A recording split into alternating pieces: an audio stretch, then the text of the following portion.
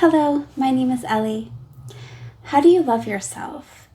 If you can cultivate love for yourself, you can begin to live a more fulfilling life, a life of well-being, because loving yourself is the base for enjoying everything else. If you are warring with yourself and you don't like who you are, or you don't even know who you are, it's going to put limits on how your well-being for your life plays out and how your relationships play out and how you view the world in general. So how do we love ourselves? First, we have to get to know ourselves. And how do we do this? Well, there are many things that we can do. We can spend quiet time in reflection, and we can question the labels that we have been given, that we have given ourselves, and that we have been given by others. We can really get to the root of who we really are beyond all these labels, our name and our job, our income, our weight, all of these things. Who are you?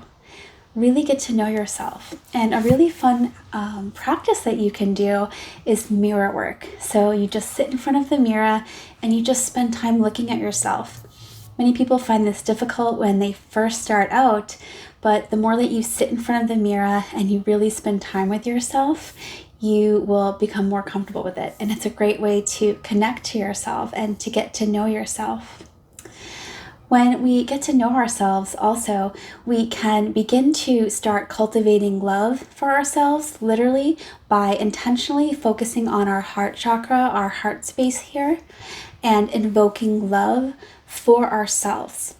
And we can do this just as we would love any person, our child, our parents, our partner, a friend, but we can put this back towards ourselves. This is such a powerful practice that we can do to focus on love intentionally and cultivate love back to ourselves.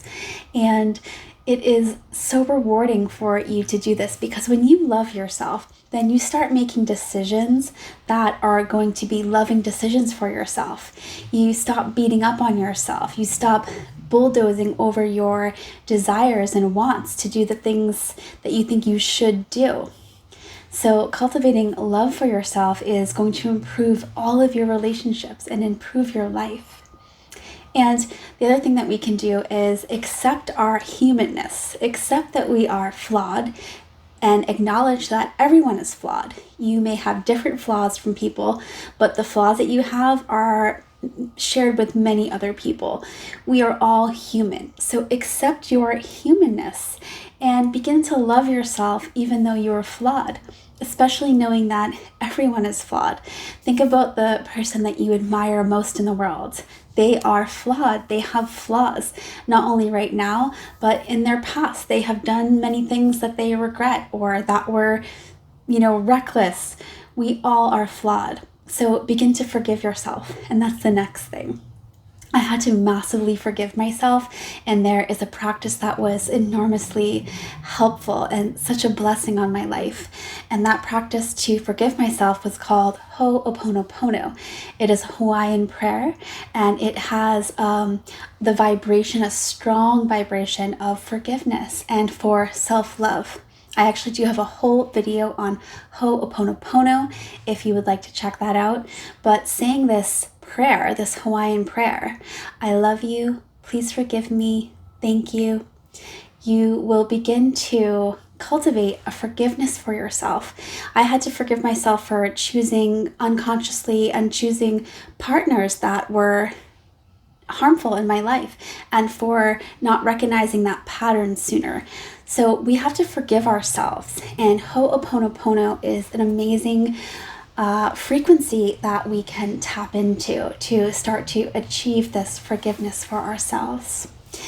You are lovable, you are worth loving, and the more you love yourself, the more a partner can love you. The more you know yourself, the more a partner can know you. The more your friends can know you and love you. You can only be loved and understood and known to the extent that you love and understand yourself. So this should be a great motivation for you to begin cultivating that love for yourself, which you deserve. You are worthy of self-love. It is in our benefit to take time to reflect on who we are and what we need and care for ourselves. Care for ourselves physically and mentally, making sure that we sleep well and feed ourselves good nutrition. Take time to quiet our mind and walk, move our body. You are worthy of an abundance of love, and especially from yourself. So I hope that you will begin today to cultivate a great love for yourself. You are so worthy of this. If you like this video, please like and subscribe, and I will just love to connect with you soon. Thank you.